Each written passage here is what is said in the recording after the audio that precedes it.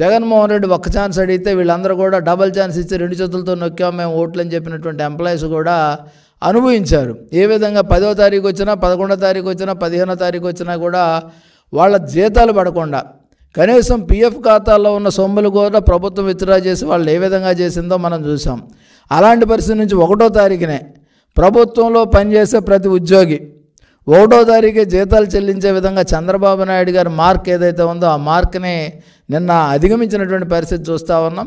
1వ తారీఖున అందరికీ జీతాలు ఇవ్వటం, అంతేకాకుండా కాంట్రాక్టు అవుట్సోర్సింగ్ వాళ్ళకు కూడా 1వ తేదీనే నేరుగా జీతాలు ఇవ్వాలనే సంకల్పం ఈ ప్రభుత్వం తీసుకోవటం చూస్తూ ఉంటే ఈ రాష్ట్రానికి మంచి రోజులు వచ్చాయి. ఈ రాష్ట్రంలో ప్రజలకు మంచి రోజులు వచ్చాయి. ఈ రాష్ట్రంలో అభివృద్ధి అనేది జరగబోతూ ఉంది. ఈ రాష్ట్రంలో ఉపాధి అవకాశాలు మెరుగుపడబోతూ ఉన్నాయి. ఈ రాష్ట్రంలో పరిశ్రమలకు అనువుగా ఉన్నటువంటి పరిస్థితి రాబోతూ ఉంది. ఈ అమరావతి రాజధాని ద్వారా సంక్షేమం అనేది ఏ విధంగా సంపద సృష్టించి సంక్షేమాన్ని ఏ విధంగా పంచాలనే దానికి తేడా కనపడతా ఉంది. ఒక నేరస్తుడికి, అదేవిధంగా ఒక నాయకుడికి, ఈ రెండింటికి మధ్య ఉన్నటువంటి తేడా ఈ 5 ఏళ్ళు. ఎందుకంటే గతంలో 2019 ముందు అందరూ కూడా జగన్మోహన్ రెడ్డి అయితే బాగుండు అనుకున్నారు.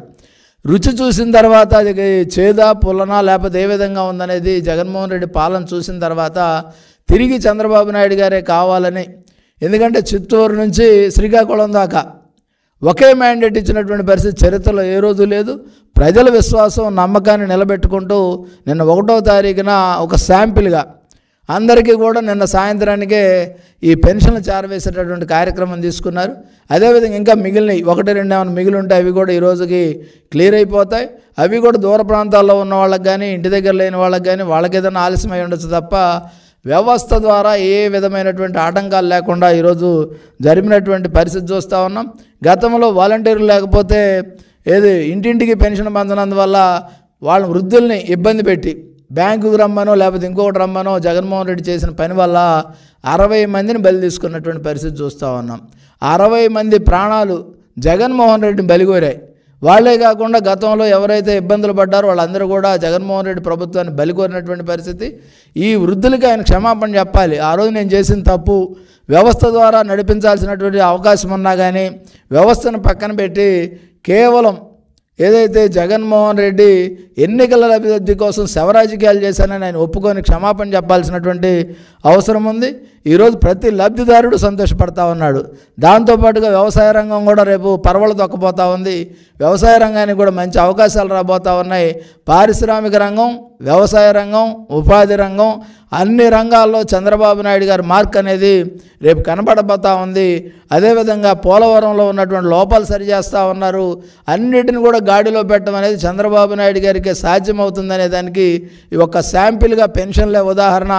దాంతోపాటుగా రాబోయే రోజుల్లో ఏ విధంగా ఉండబోతుందో కూడా తెలియజేయడానికి అవకాశం ఉందని సందర్భంగా తెలియజేస్తూ, ఎప్పటికైనా సరే జగన్మోహన్ రెడ్డిని ప్రజలు ఎవరు కూడా నమ్మొద్దు.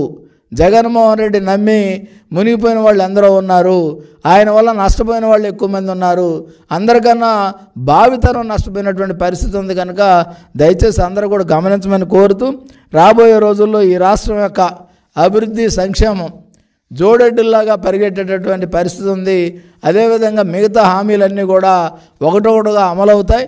అదేవిధంగా కేవలం 18 రోజుల్లోనే పెన్షన్ సంబంధించిందంతా, ఎందుకంటే పెద్ద ల్యాండ్ మార్క్ 18 రోజుల్లో అసాధ్యం అనుకున్నది సాధ్యం చేసినటువంటి చంద్రబాబు నాయుడు గారిని ప్రత్యేకంగా అభినందిస్తూ, ఈ కూటమి ప్రభుత్వం ఆంధ్రప్రదేశ్ ప్రజల భరోసాకి, ఆంధ్ర ప్రజల యొక్క బాగుకి, ఆంధ్రప్రదేశ్ ప్రజల యొక్క సంక్షేమానికి కట్టుబడి ఉందనే విషయాన్ని కూడా మీ ద్వారా ప్రజలకు తెలియజేస్తా ఉన్నాం.